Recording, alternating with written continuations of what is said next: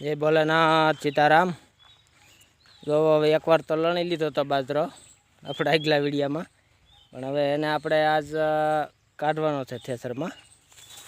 કીધું પેલા પાકલ લઈ લીધા હતા, આ ડુંડા તો બધા કાસા હતા, જુઓ છે ને દાણા।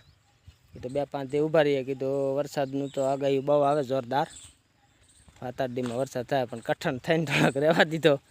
કીધું નકર દાણા બગડી જાય, ઝીણા થઈ જાય, એટલે કીધું 2-5 દી ઊભો રહીએ ને લાગતરા હતા એટલે લણીને સુકાઈ ગયા, એને આપણે થેસર મારવાનું છે, હાંકવાનું, એટલે ચોખ્ખું થઈ જાય।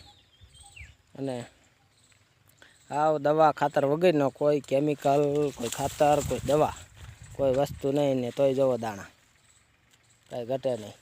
અને કેટલા ટકા 30% તો જનાવરે ખાતો, એટલે એણે બિચારા હવે દવા વગરનું ખાધું જનાવરે હોતે।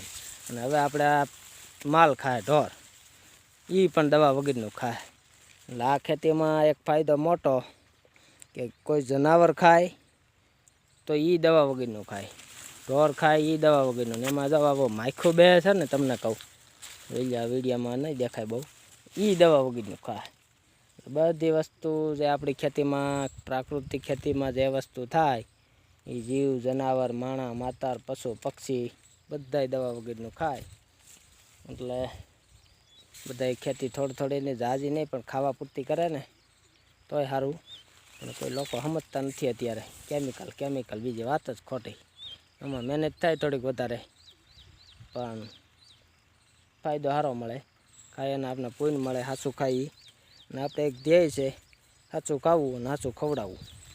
કેમિકલ તમારે આજે નહીં આવે ને કાલે નહીં આવે, અને કુદરત આપણે દે છે, જોવા દાણા જવો, અને આમ આફોડ એમ થાય કે અટાણે લણવા મળી એવું લાગે। પણ હવે કાલ નહીં ને પણ પ્રમ દિવસ આને લણવાનો છે લાગઠ બધોય, અને પછી ડુંડા થોડાક લીલા આવી છે એટલે પણ એ સુકાય ને એટલે દાણા પાકી જાય, કઠણ તો દાણા થઈ ગયા છે। અને પછી આ દાંટર વાઢી અને કોઈ માલવાળા ને બધા ઢોરવાળા ને બધા આવશે, લણી દે ને અમે લણશું ભેગા, ને પછી એ લઈ જાય બાજરો વાટી ખવડાવવા। અટાણે શું છે નીંદ ન હોય, હાલો હવે આગળ થેસર ચાલુ કરવાનું છે।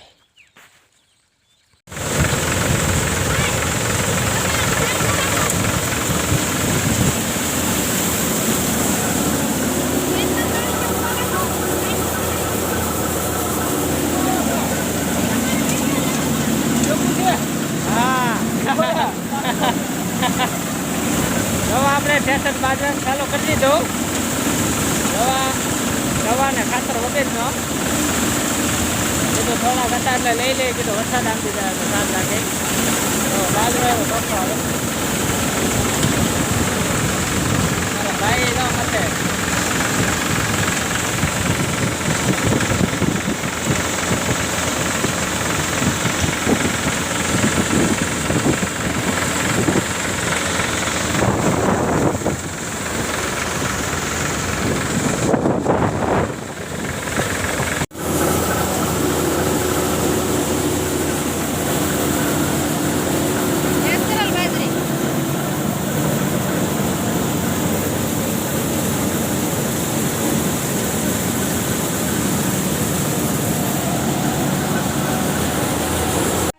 હવે બાજરો પતી ગયો ને થેસરમાં પાછું રિપેરિંગ કામ કરે છે, ફેરવું હોય એમાં બનવાદાનો તો ટાઈમ થઈ ગયો ચા પાક પીવાનો, હા દેશી ચૂલાનો ચા જો બને।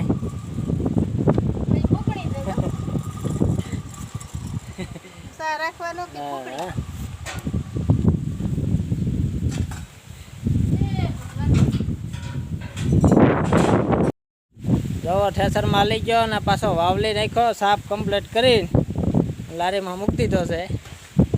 હવે આ બધી મોકલવાના છે, ઓર્ડર છે અહીંયા, ને બાજરો નથી બાજરી છે, એટલે ખાવામાં બહુ મીઠી હોય બાજરા કરતાં બાજરીમાં ઉત્પાદન ઓછું આવે, બાજરામાં વધારે આવે, તો લોકો ઓછી વાવે બાજરી, આપણે ખાવામાં મીઠી જાય થાય એટલે એ રીતે જ આપણે બાજરી કર્યું છે।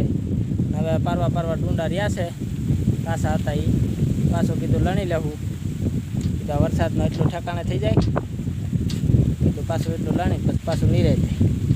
એટલે કોઈ ભાઈઓને લેવો હોય બાજરી, મગ છે, અડદ છે, સોળી છે, બધી વસ્તુ આપણે ગાય આધારિત પ્રાકૃતિક રીતે પકવેલી.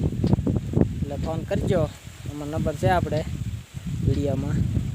જય ભોલેનાથ, બધાને સીતારામ.